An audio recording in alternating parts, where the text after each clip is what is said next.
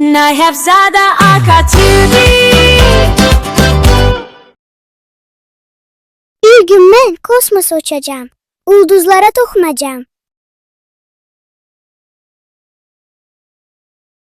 Wow, mən həqiqətən kosmosdayam. Salam Visal, mənim adım Lumadır. Sən yad planetlisən? Bəli, amma qorxma, mən dost olmaq istəyirəm. Visal, gəl sənə ən parlaq ulduzu göstərim. Luma, bu ulduz niyə belə kədərlidir? Ona sevinç lazımdır. Mən artıq parlamıram.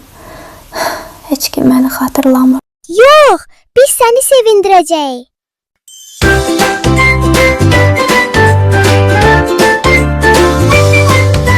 Yer güzeldir, dostluk güçtür, ulduzlar birlikte daha parlaktır. Yer güzeldir, dostluk güçtür, ulduzlar birlikte daha parlaktır. Parla ulduz parla, daha çok ışık saç gecelerde, sen her zaman parla ulduz.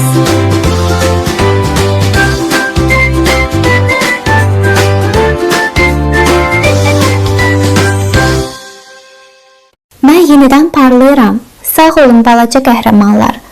Görürsən Visal, kosmosda ən böyük güc dostluqdur və sevgi.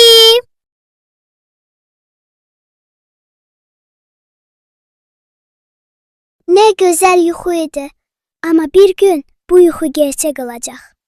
Nayevzada Akatübi.